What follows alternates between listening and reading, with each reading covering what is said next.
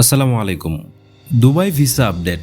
বাংলাদেশিদের জন্য সংযুক্ত আরব আমিরাতের ভিসা পুনঃস্থাপনের উল্লেখযোগ্য অগ্রগতি।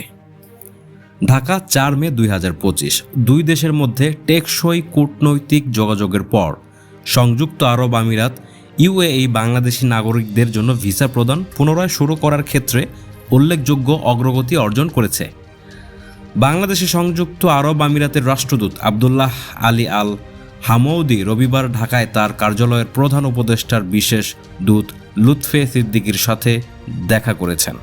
বৈঠককালে রাষ্ট্রদূত সাম্প্রতিক সপ্তাহগুলিতে সংযুক্ত আরব আমিরাতের সরকারের সাথে সিদ্দিকীর সক্রিয় সম্পৃক্ততার জন্য প্রশংসায় প্রকাশ করেছেন, যার মধ্যে ভিসা সুবিধা থেকে শুরু করে বিনিয়োগ সহযোগিতা পর্যন্ত বিভিন্ন বিষয়ের উপর আলোকপাত করে অর্ধ ডজনের বেশি মন্ত্রী পর্যায়ের সফর অন্তর্ভুক্ত ছিল।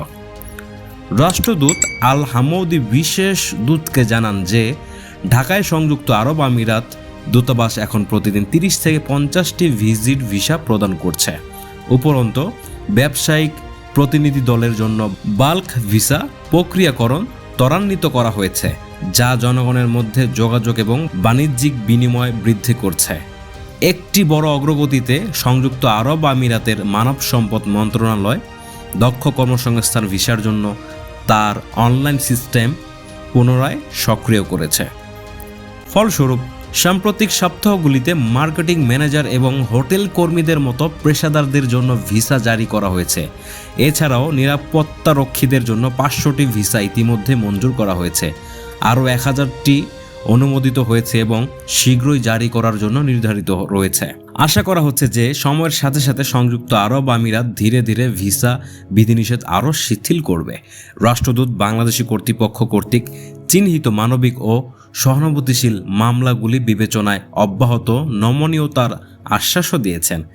বিশেষ দূত সিদ্দিকী এই উন্নয়নকে স্বাগত জানিয়েছেন এবং রাষ্ট্রদূত আল হামৌদিকে তার উন্মুক্ততা এবং সমর্থনের জন্য ধন্যবাদ জানিয়েছেন। তিনি একটি বিস্তৃত অর্থনৈতিক অংশীদারিত্ব চুক্তি সিইপিএ নিয়ে আলোচনা শুরু করার জন্য কৃতজ্ঞতা প্রকাশ করেছেন। উল্লেখ করেছেন যে উভয় পক্ষ ইতিমধ্যেই শর্তাবলীতে একমত রয়েছে। দ্বিপাক্ষিক সহযোগিতা আরও এগিয়ে নিতে এই মাসের শেষের দিকে সংযুক্ত আরব আমিরাতের একটি উচ্চ পর্যায়ে মন্ত্রিসভার প্রতিনিধি দল বাংলাদেশ সফর করার কথা রয়েছে। ধন্যবাদ সবাইকে।